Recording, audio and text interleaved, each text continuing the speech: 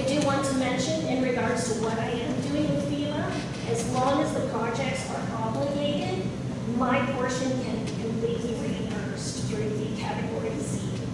But it has to wait until the projects are obligated. Let me mention the FROG program. It's a brand new program that Con is working on. Basically, you go through this procedure with the state that's regulated by the feds, and you do, as she indicated, you can file in advance all of your policies and your purchasing and personnel policies, all the things that are reviewed after the fact, or have recently reviewed after the fact of hurricanes and disasters. So when they have reviewed it in advance, and you make a claim, your claim is paid up to the percent that you have applied with FROG. It's a two-step process. The first one was actual initiation of the project, and we have already done that, and that's gained us the 20% advantage. The next one that Con is working on could go as high as 80%.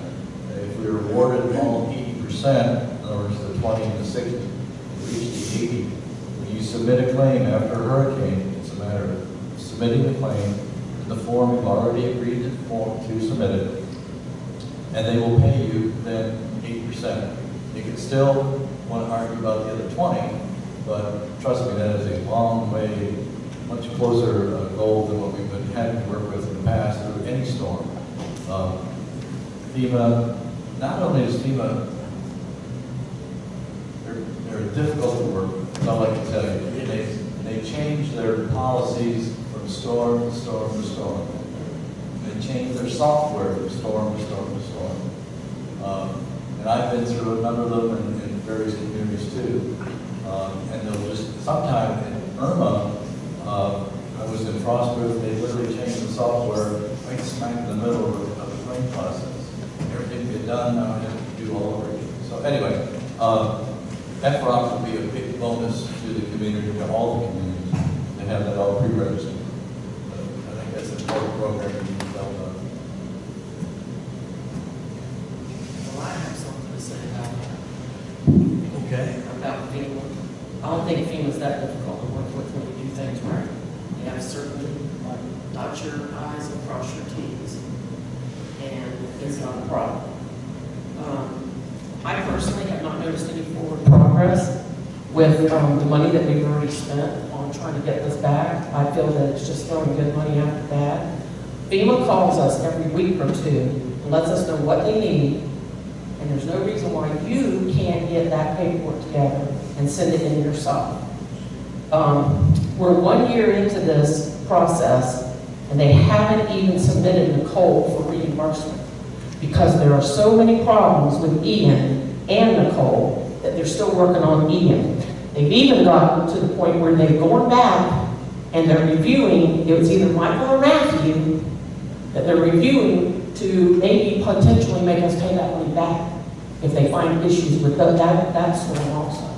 And you're right, because the difficulty is we're following exactly the same procedure with the same application, the same documentation. Because if we would have just worked with the county. No, this is when we did it by ourselves. That's what I'm saying, that's the problem, we did it ourselves. But we're following those identical procedures and forms and everything, and now they're questioning. They did not question it in Matthew, they paid us, now they're questioning it. They're questioning it now because now there's a red flag out there because they caught the problems with Ian and Nicole. So now they're going back and looking at that one also. They can audit us at any time that they see a potential problem. The problem is, I feel, moving forward, we either do our own storm, but do not expect FEMA to pay us any money back, or we go with the county, and then everything's taken care of through them. We are the only people that I've called all around. I can't find anybody else that has not gotten their money. Seminole County got $50 million just in brush payment back because they did things the right way. We're missing paperwork. I would certainly recommend my successor that they continue, or they go with the county on the umbrella. Exactly. It is grossly more expensive, but you have a Lee, it's not more expensive you to have a us. grossly better chance of collecting your reimbursement. And they don't care about the cost. They just want their Oh, I know. eyes dotted and Which their is T's neat, crossed, honestly. which we did not do any of that. And I've told you this before. We paid our contractor $7 roughly a cubic yard for free. They don't care. I know they don't. And this is what's known to you. And Holly Hill went out for contract, and they ended up paying $11. But Holly Hill got their money back. But Holly Hill gets paid their money. Because they don't care, as long as you follow their process. Now, you know for a fact that I've been screaming at you from day one about this whole thing. I know probably more about what happened with FEMA than anybody else, because I've been on that doorstep from the get-go when this started. And I've been digging into every detail of what's going on with us. Now, I do know that I guess she's the girl that works with us from FEMA, she's already talking litigation. Get prepared to start going into litigation. Because there's too much missing paperwork. You have mediation. Mediation, I'm sorry. Yes. We do have some mitigation grants, but I didn't. Yeah, Mitigation application. No, this is mediation. No, it's not mediation, it's Determination. determination letter, which then you appeal. right, and then we have to appeal. That's what it is, the appeal process. Yeah. So, We hope to avoid that. Con is just including the package going into them, which has all the requirements they said they finally want. We have had it. but yet again, we are 1 year into this process. We have spent money on, let's name the Johnsons for one, to go out and recreate stuff that was not done to try to get that money brought All back. of the Johnson money for FEMA is reimbursable. It's not reimbursable for the CBD money. No, I'm saying that what they did was they had to go out and recreate paperwork for me that we did not do when we originally did. We did all the photographs. We didn't mark the locations. They did identify the locations for us. Did we identified all of the leaders and hangers prior to all of that? No, we took the pictures. They had to go back and identify the locations. So the fact of the matter is that we are in we've stepped in it deep with FEMA. And I hear what you're saying, and I see it, and I know what processes and stuff were taken. And I know just recently here tonight, there was a contract that was for your approval after the fact. I know that it doesn't make a whole lot of sense, but I have learned in my past, if something is not done procedurally right, we redo it, we do it right. So that's what this was. This was coming to you to do it right, the right way. And then we could have taken that and shown FEMA and said, no, it's right. And you know what? They don't care what date it's on it, what date it's due. They just want the paperwork within the file. But that one contract is not going to get us that far along in the process with Well, the that's- other questions that they have. I agree with you. There's some things, but most of them, but we're talking not denying it all. You're talking, okay, you have some issues, so we're going to take 20% off. So you're not going to get your full 8%. Now you're only going to get 60% of that. So you're still chance of getting a reimbursement. So I mean, and then, like I said, if you get it to say obligated, then my cost is paid for. I just hit in category Z, and then that's obligated. Well, I'm done because I'm just going to sit here and let this whole thing play itself out because I know how things are looking to go. Miss Evans, I talked a lot about you with other people. I think a great deal of you. When you received your first contract from the city, of course, Lee and I had quite a conversation because you had his job description and that you weren't working on FEMA. Based on what Commissioner Bishop has said, and then your response is that we're working to get some money, but we're not quite sure whether it's 60%, 40%, or will it be 2% or $0 back? That's correct. So I'm we not have- FEMA. I don't know. I mean,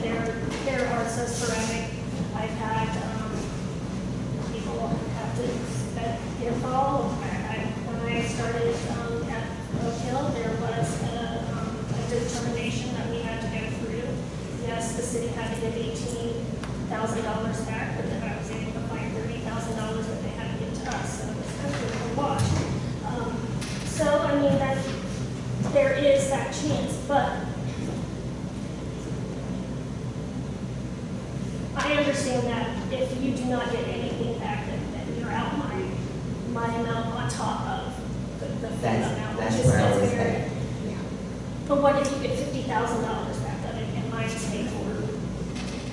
Why wouldn't you try for that? I have all the paperwork. I mean, now I'll have to do the one contract, although I'm still going to submit it because of the minutes from the past. So I'm hoping that that will cover it enough.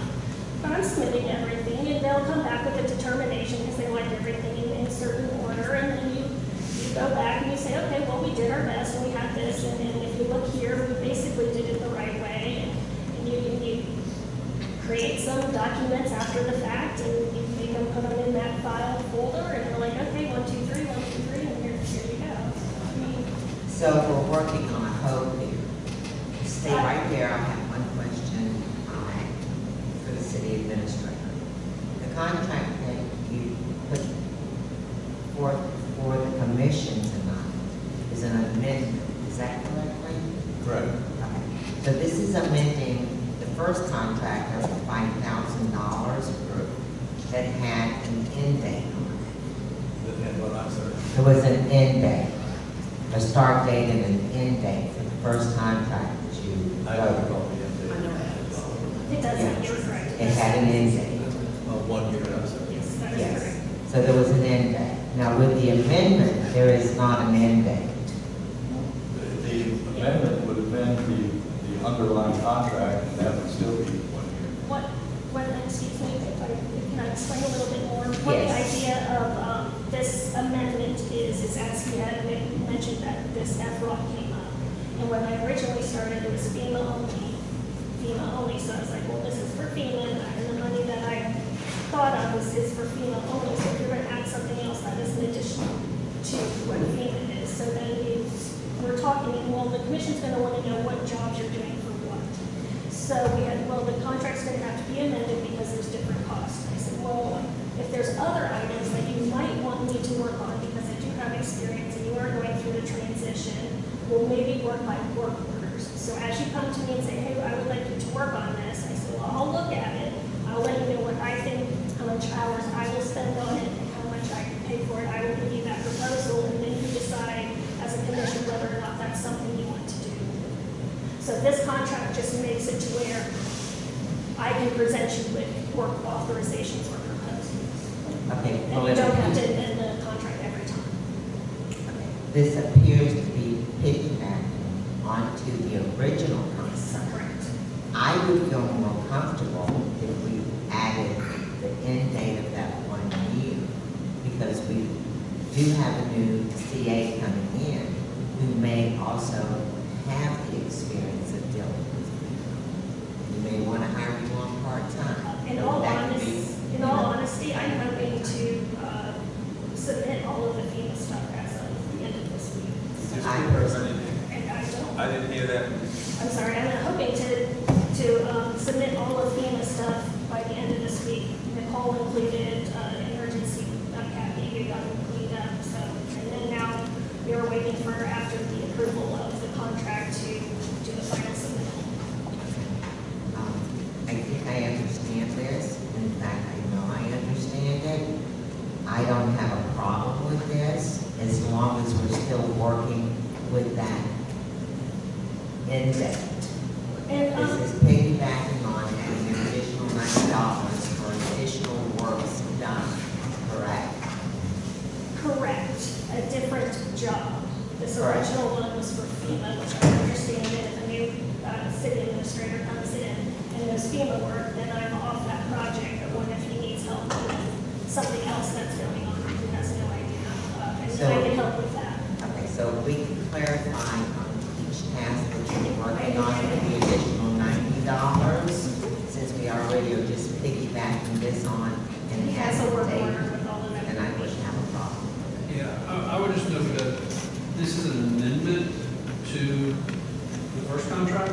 So there's a line there that says, all other terms and conditions of the original agreement are hereby ratified and confirmed.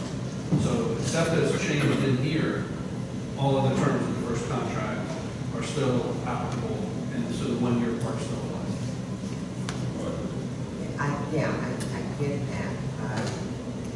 This is That's a, why basically, I you know put an this is- amendment, you put it in, it's really not piggybacking a contract. What you're doing is you're amending the first contract to add this language in there, but everything that you didn't change, that wasn't changed, stays the same.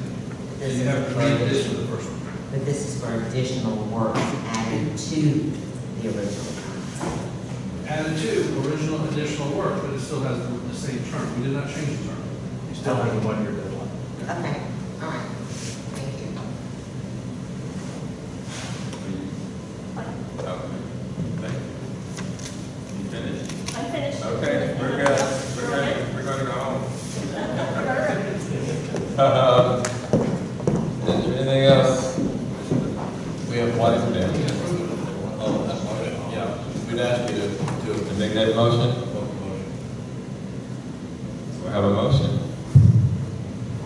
Yes, I make a motion that we accept this amendment as stated. Motion is there a second?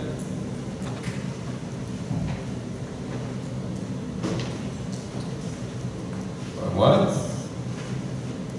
No second, no amendment?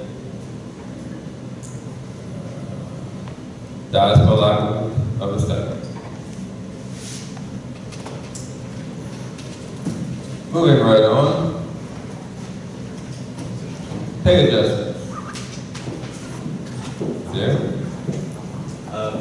Second item that you just mentioned, Mr. Mayor, we do have a situation within the City Hall and the few of the personnel. Apparently, before I arrived, I tried to do as much due diligence and background as I could. There was a policy, the staff level created that the 2 individuals who work both in the finance section, water section, and in the permitting section would both be paid 30 minutes of overtime per day that they were there and not taking their lunch hour. That is a highly unusual situation.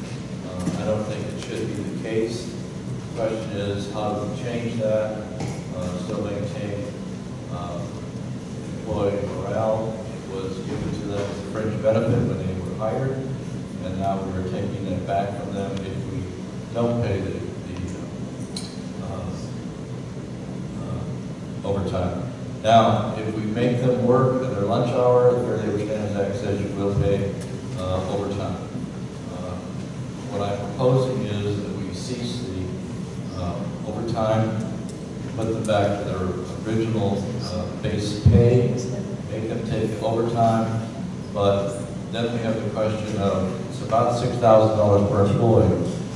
Do we penalize them for something they had nothing to do with? They were simply hired with that understanding.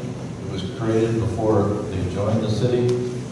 So how do we handle them in that situation? My suggestion is that we leave their pay as it is and simply give no future cost of living increases until their pay would naturally reach with cost of living what they would then be making in the future.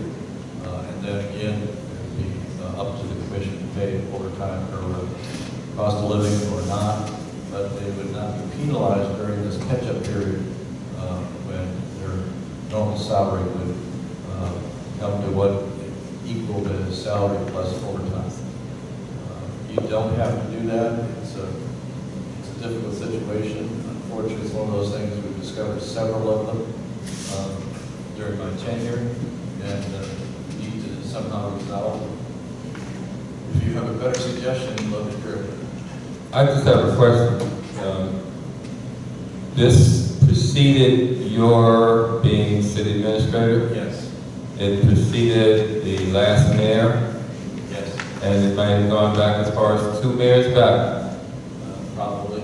And no one asked the question as to why these ladies in the office didn't take a lunch break No, we knew they didn't take a lunch break.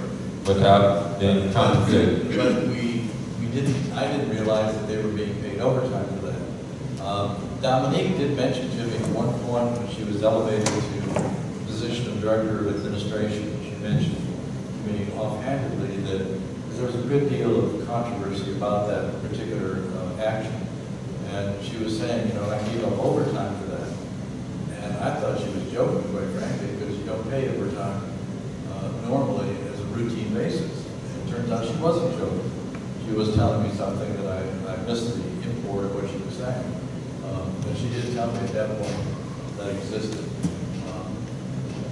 And so it has existed. And again, I've talked to my predecessor, I've talked to a labor lawyer, I've talked to Dominique, of course, because she did payroll for so many years. It's just an unfortunate thing we find ourselves now routinely paying overtime. We shouldn't. So I believe this started during COVID, when there was like one person at City Hall was getting paid more than people. I believe that's what it said. COVID closed the City Hall for 30 days. Yeah. Except for one thing, Dominique's the only person. Exactly. Yeah. Then my question to you is, you said that you don't agree with the process of this happening. Or, The routine payment? yeah, you don't agree with it. Well, it's just that it's unusual. I mean, now I guess you could look at it from the standpoint we have a very thin staff. We have no backup. But did you promise this to them when they were hired? Because you hired both of them. I didn't even realize they were being paid this. But you just said that it was offered to them, this was part of their... Yeah, but I didn't know. I didn't hire them. So, when you hired them, this was not offered to them as part of their pay? It was. It was given to them. They hired before you were here? No, he hired both of them were here. And Dominique then just hired them with the fringe benefits that she had enjoyed, that were given to her. And that was just routine. Dominique did that? Yeah. Well, but it's none of this. But you were in the room. You're Dominique's boss. You're having fun, I can understand. Okay. We hired these people, there was a number of discussions, interviews we've had with them. Finally get down to, here's what the salary is. Overtime was never mentioned, but it was something that was routinely paid. If they work through their lunch hour. Well, who's not going to? Because they sit at their desk and eat. It's not like they don't eat. Oh, no. So they do take a lunch. It's just that they do it at their desk because they're getting paid overtime to do that. It's not unusual to have an employee eat through their lunch hour at their desk and not get paid overtime. You should pay overtime, but it's not unusual for people just to volunteer. Every day, every day. It's City bad. employees can't volunteer. I know, and I understand that person's correct. Mr. Simpson, Can't volunteer. I'm calling on you again. Wage an hour. Why wasn't Base- it done on the annual financial reports when we have the regular pay column and the overtime columns and finding out why they're getting so much overtime? I talked to Zach too, and Zach at the audits, and Zach said, I noticed that, but I never questioned it. So he was aware of it too, but never questioned it. Seems like a failure all the way up the line. It's something that I wish I didn't have to explain to you, that's true.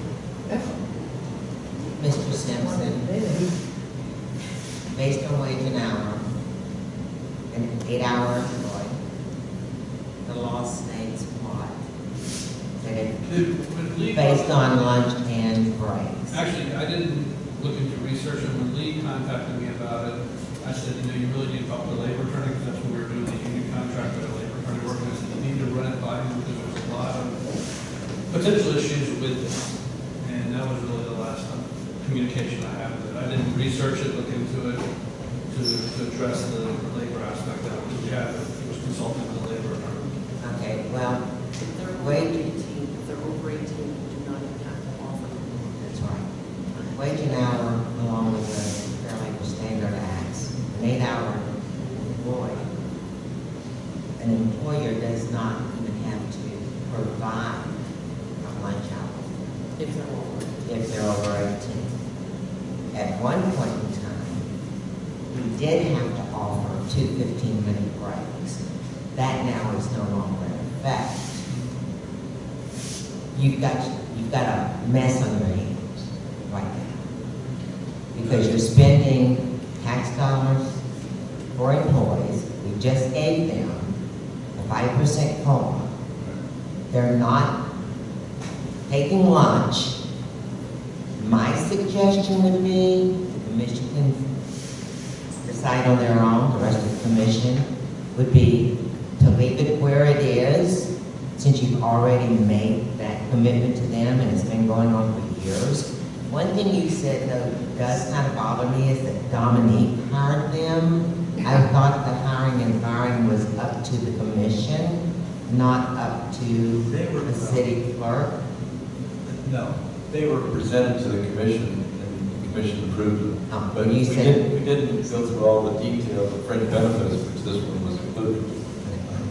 What I would suggest is that each employee take their 30-minute break, let the city clerk fill in for them, for whichever one's going. She can do it from her desk, or the new city administrator can fill in. Stagger the lunch hour. Yep. And That's that's what what we always did. we would It's fine to have a stay to the thing. lunch hour. Making a mountain out of a molehill. Let me just say something. Did you say to let this continue as it's going, pay them? I agree. They don't get a raise next year, they just have 5%. Do you know this could be a problem if we offer this to them, you have to offer to all the employees? Yes. I started this question by asking them how was it that they were having lunch breaks, weren't getting lunch breaks. I'm moving it now to, it was missed in 2 administrations, 2 city clerks. So, Roxanne, you're the one that found this? Yes. I mean, let's just call it what it was. So, in looking back over the pay scales or payrolls, you found an anomaly that did not make sense. Now, no one else has found this up to now. Not the city administrator, not the former mayor, and anybody else who was a watchdog over our shoulders. So I'm just really, the employees are caught up in a trick bag that they did not create. The taxpayers are actually, if you're saying that 30 minutes a day, 5 days a week, meant a $6,000 increase in their salary In one person. in one person, and we had 3 people going there, 2 people going there.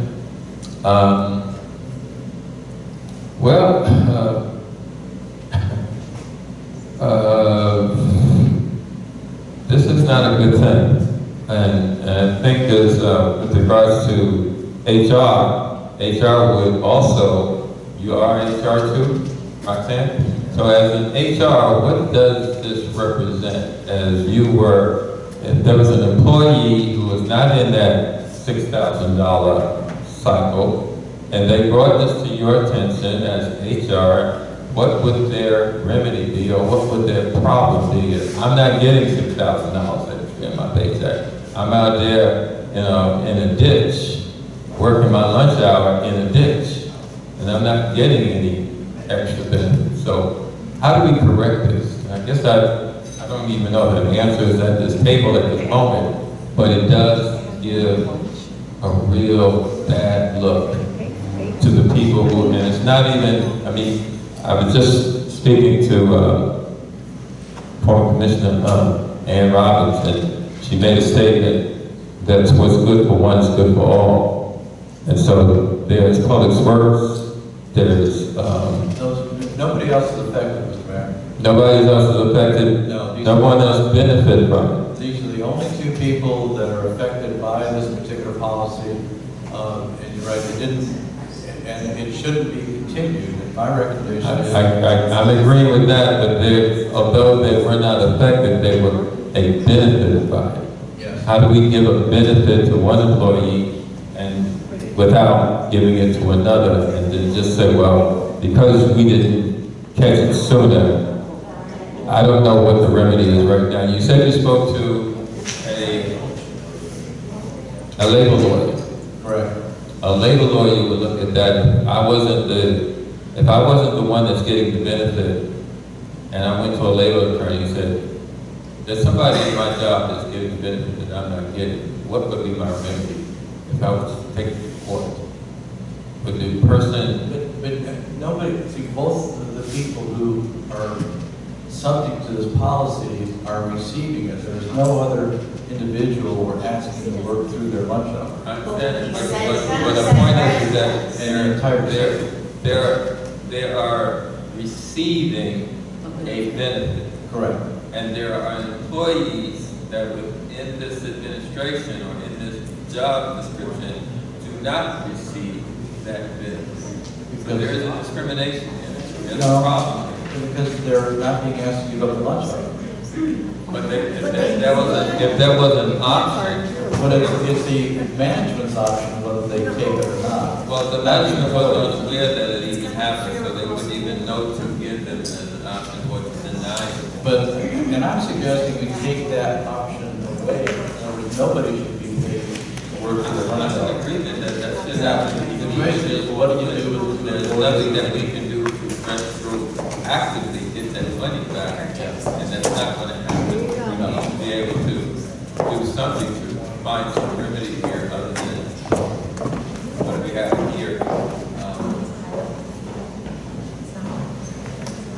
Now they have options, you have several options. To continue the practice with the commission schools, that means that we would have to say, well, let them keep their half-hour lunch break and their overtime, or obviously, have two employees take their 30-minute lunch breaks and pay them no overtime.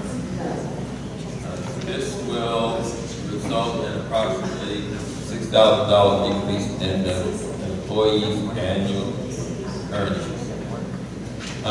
You've been used to getting 6,000 as tight as budgets are, as tight as times are, as high as prices are. You take a family member that's working and you take $6,000 out of their paycheck, that's gotta hurt. How they will respond to that, how they will react to it, is gonna filter back up to the city commission. Roxanne, I'm gonna finish, I'm gonna read what you have in our options. We stopped paying that overtime as of the December 1st check. It's already stopped. It's already stopped. Okay. The question going forward is, what do we do with the two employees? Right now, the easiest solution is simply to have them rotate one, take their half hour, one half hour, and the other and cover each other's positions. So we have stopped the overtime, not receiving that anymore. But it's up to the commission since these are your policies that you need to approve on personnel. I'm sort of intrigued by the fact that Lee just put up his hand. Now, Lee, you got the job. What would you do in this scenario? If you come to the mic and just give us your, I mean, this is outside eyes looking at it just as an exercise. Do you have Ask any? them all, Vernon. I'm sorry. You have to ask them all.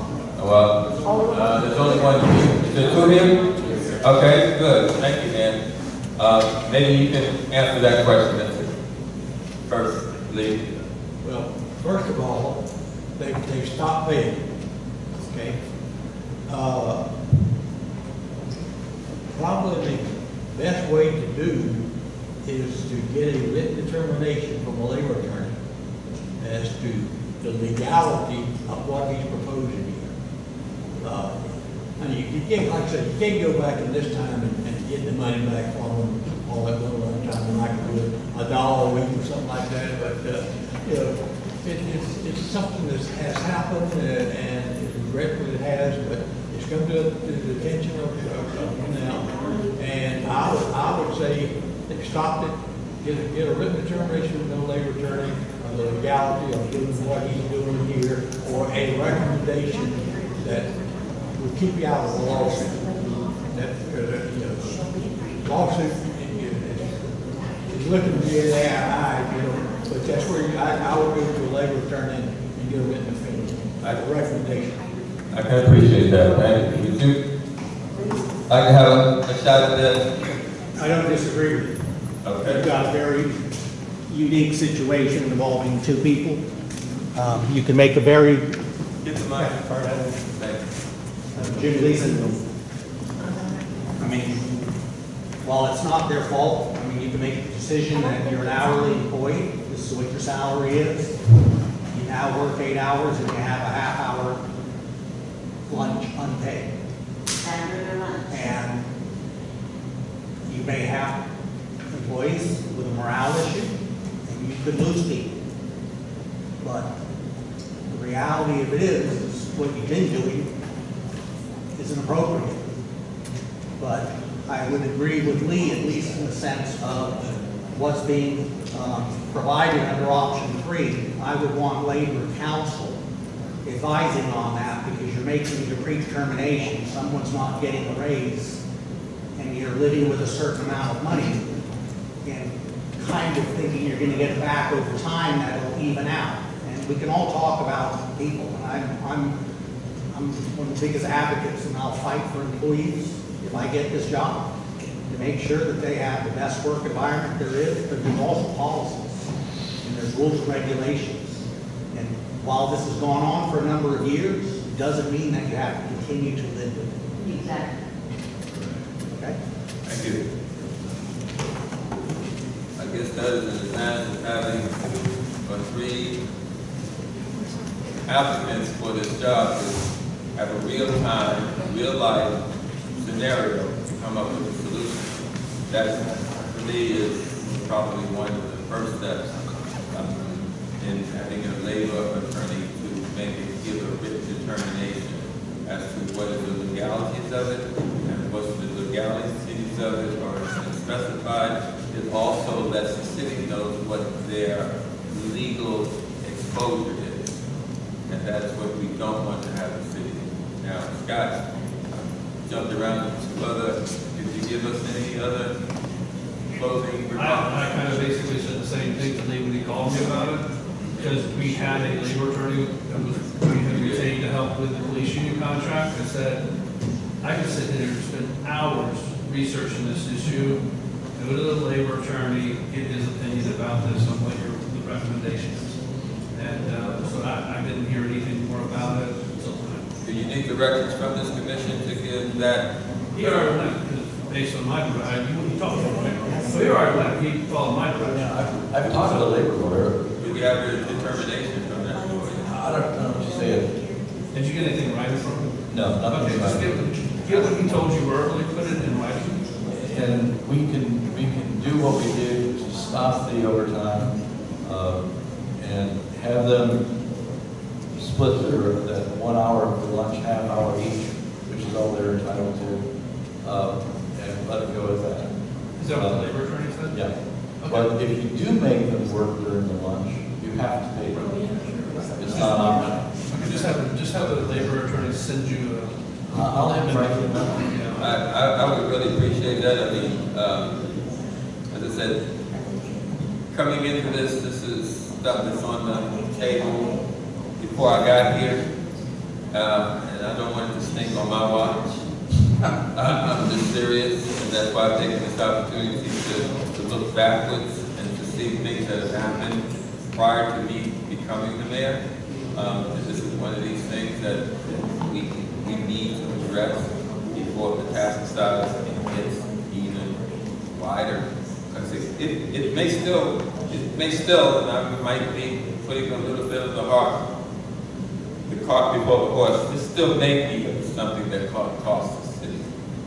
It's still may be, and that's just my unprofessional, unlegal opinion. But I know if I was on the other side of that fence, and I wasn't getting an additional $6,000 a year on my salary, and I see my co-employee or fellow employee making it, somebody's going to catch me. Well, I understand your point, but we're not treating two similarly situated employees differently. We got two similar situations, they're both the same. And we stop that. No, we are treating them differently because public works guys don't. Public Works doesn't have a secretary, doesn't have an office staff. It doesn't matter where they're at. If they thought they could make another $6,000 a year by skipping lunch, I guarantee you. No, they'd it's skip lunch. not their choice to skip lunch, it was our order to make them skip We lunch. submitted But then you cards. have to pay them.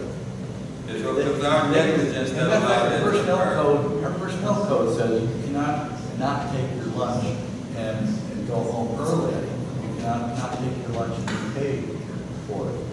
Yeah. But what I'm saying to you is we were letting the girls in the office not take a lunch and make the $6,000. Do you not think Public Works would have wanted that same little benefit? Guarantee you they would. If we had somebody in Public Works that was doing that same type of work, yeah.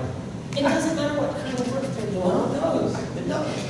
It does not. You're cutting the lawn, you don't want to have to stop if you're halfway in the middle. That's for everybody. I will get a memo. 16 hours. I will get a memo, Mr. Mayor. Okay. That will cover that. Always been a one. I can't hear everybody at once. At this juncture, I don't think we can, I don't personally think, and I don't know, I mean, there are other commissioners here. I don't think, does anybody have anything that they can offer this as a motion to this? I need to bring back that memo too. Okay, so this, yeah, I can't even see this going to a motion or a second, so I'm just gonna have to table this to this point. Excuse me, Mayor, you have cards for this agenda item. I'm sorry. You have cards for this agenda item. Oh, I'm sorry. Nancy, I got Ann, Nancy, and Kelly. Ann, Nancy, and Kelly. Nancy Weary, I mean- 435 West Delaware. So this has been going on for over 2 years. 3 years, and they've been allowed to make $6,000 extra a year. 6. And they are probably also some of the lowest paid in the city. I'd also like to be clear that they may be the oldest employees we have. They have valuable experience and they are valuable employees. And I think that you all need to reconsider that at some point, and not to be unfair to anybody at all, but this is something that's been allowed and apparently encouraged and told this is how we work here. So you're penalizing them by taking that $6,000 away. And I can't imagine anybody in this room who's gonna happily give up $6,000. So I think you all really need to do some homework, and if it were me, I would be suing somebody. I've already made that point, that this is not a good look. No. There is no easy way out of this. We got into this, it took us several years. And the other thing that also bugs me is that this was more than one city administrator. Can't leave it all on Lee's back. It was more than one mayor, and us mayors as city commissioners, we don't look through all of the fine tune. I give you that. We depend on our leadership to give us good leadership. Now that we're here, we're going to have to ride the lightning on this one, because this is going to be something that I don't want to predict it, but it just does not feel right. It's just a bad feeling to this. And my background, I was a union delegate, not a delegate, but I was a union representative. If one of my staff had this happen on my watch, I'd have a problem. So I think we need to work our way through this. And Lee, you're out of here. Adios, amigos. The next guy in. he's gonna have to saddle up and he's gonna ride this. But we're not letting this go any further, and we will be definitely paying some attention. And thank you, Roxanne, for doing your due diligence and taking your job as seriously as you did. And I thank you for that. Is there anything else for the good of the order? Oh, I'm sorry. Yes, Kelly and Ann.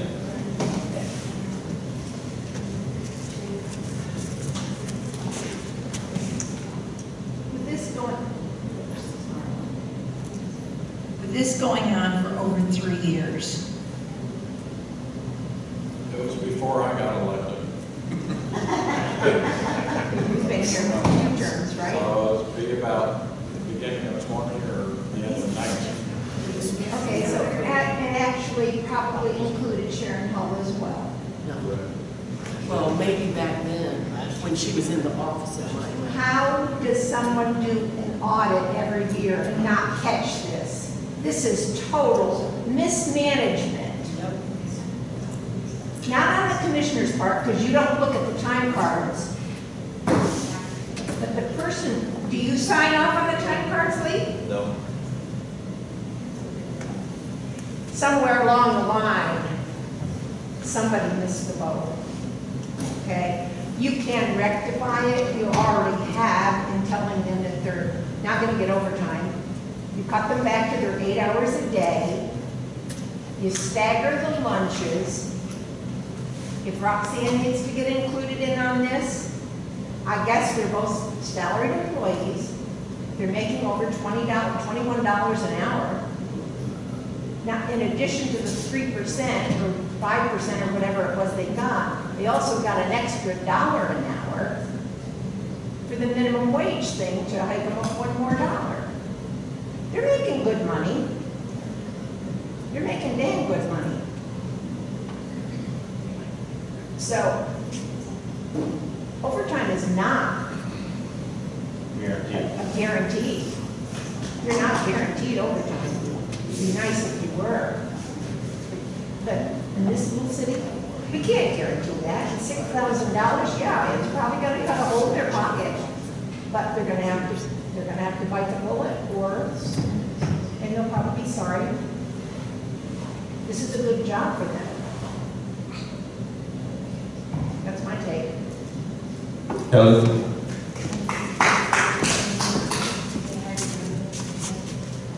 Turn the mic.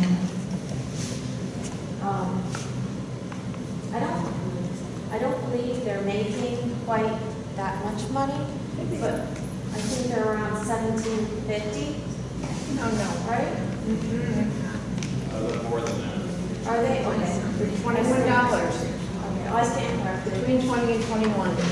Lynn's the only one It who's was making. 1750 Oh. in 22. This year it went up.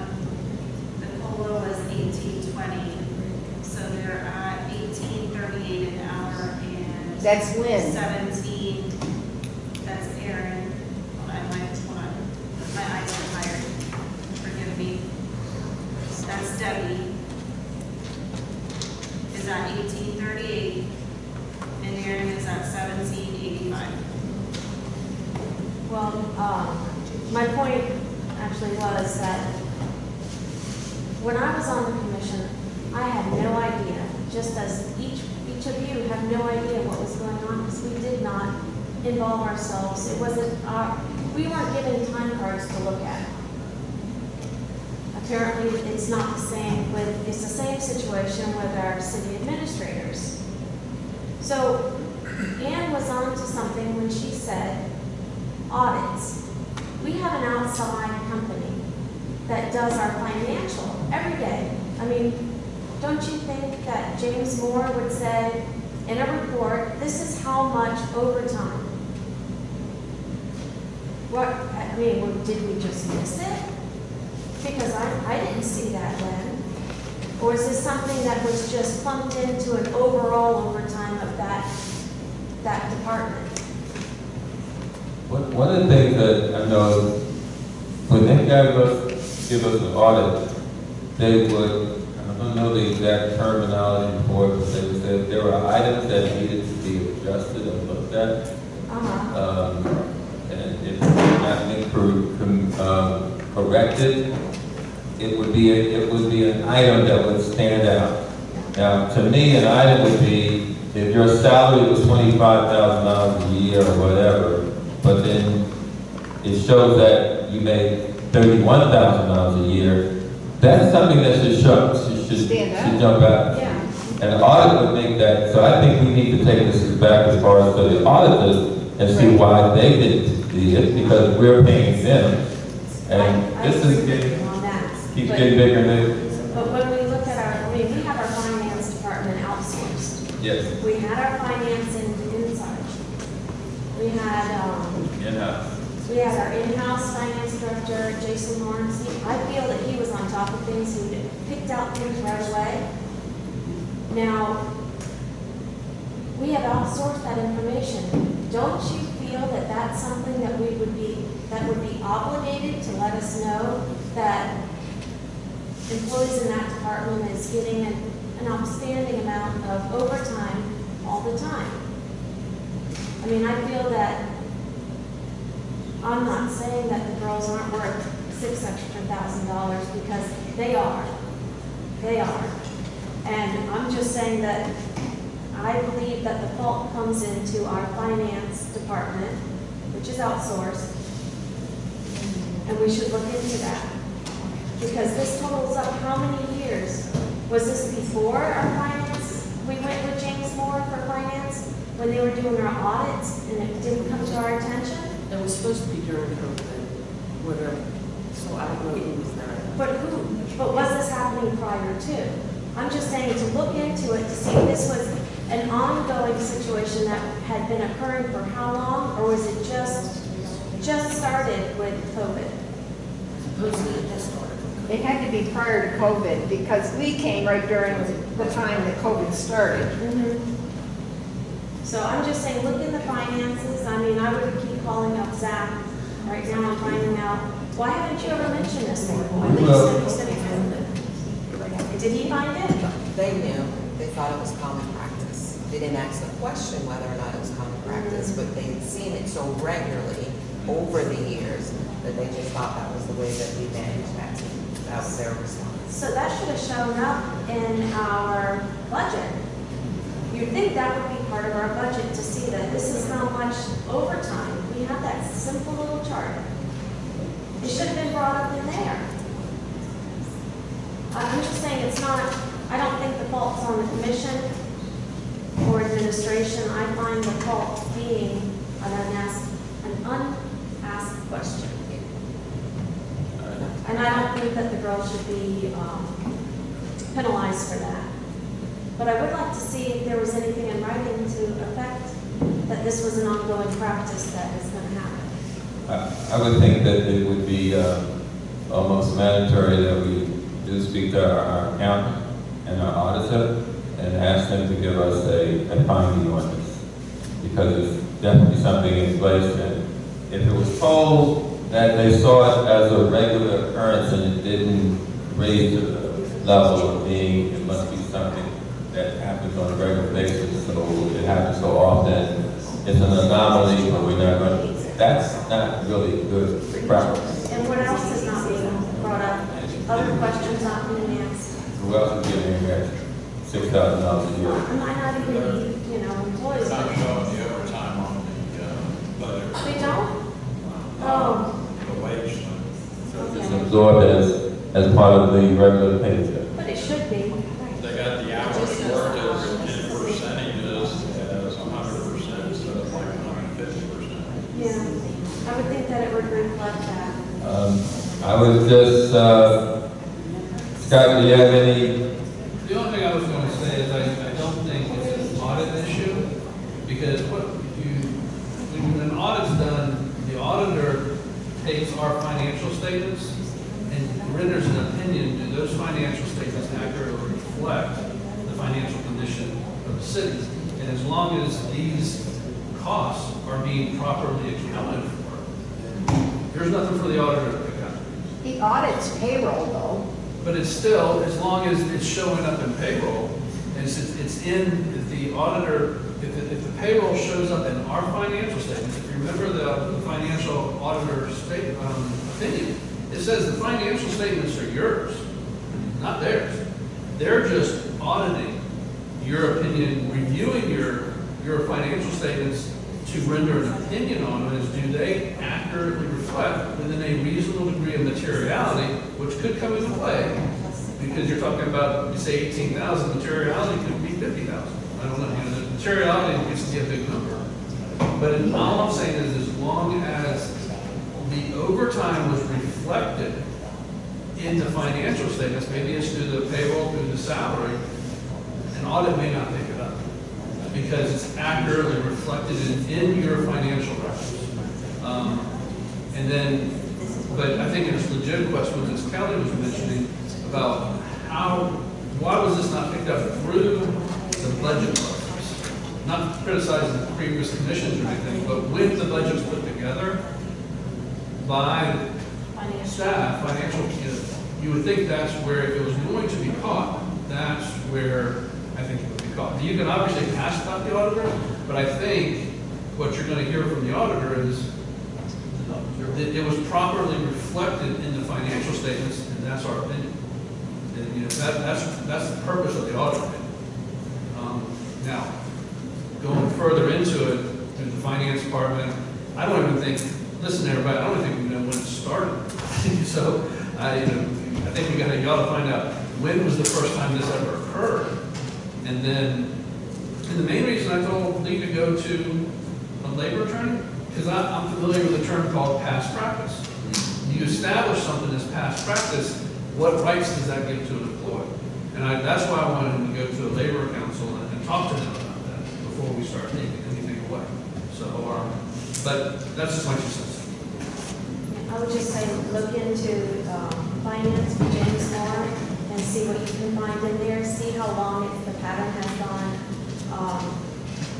It might even be a good idea to reach out to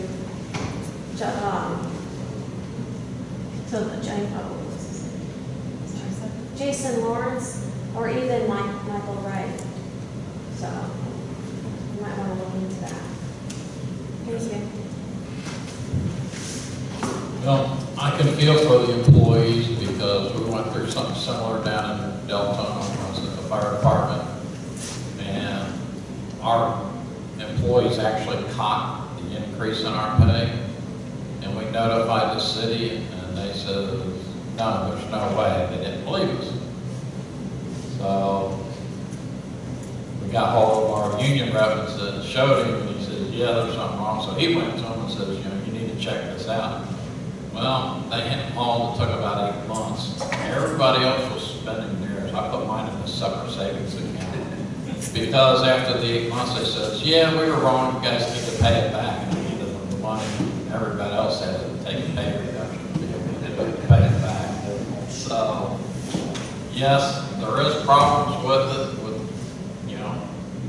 things being done, but like our attorney says, past practices played a big role in it, but we were the ones who caught it, so that wasn't played in ours. But this has been going on for a few years. We need to find out from Zach when it started, when he sees the overtime pay starting for that work group.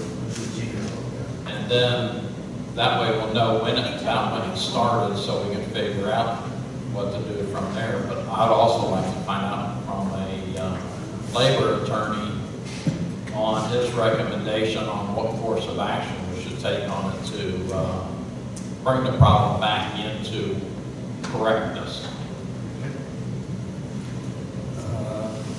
I think that we got a little work ahead of us.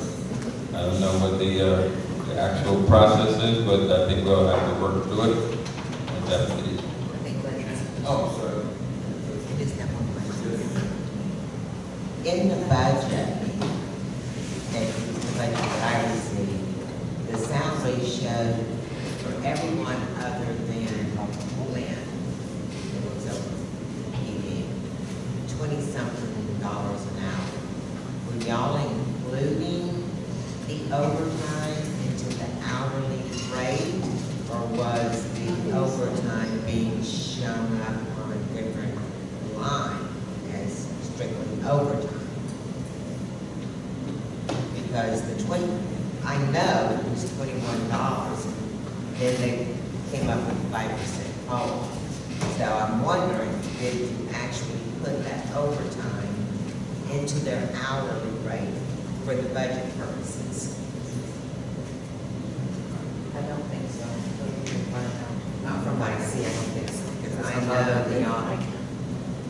Because I was shocked, and there were several discussions about $21 an hour, so it did 5% all up. In 2021, the overtime for administration, I guess I don't know which one's covered by AD, but they were paid on 9/30/2021, their balance of overtime that they were paid for that year was $3,694.00. So That was a red light right there. that's, well, The fact that there's an open, people in City Hall were paid overtime at that time too. Plus, part of the overtime came out of the water fund too, because the finance person paid partially out of the water fund, partially out of the general fund. But I'll ask all those questions of both Zach and the labor board. Now, do we need to give you authorization to spend the money for the labor return? No. No. I kind of already did that. Because I wanted to get the labor return. I think we can pull the plug on this.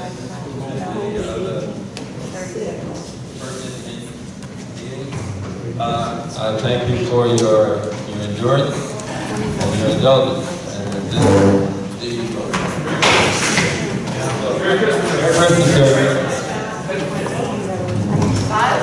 Everybody, hope to see you Saturday. Make sure you're ready.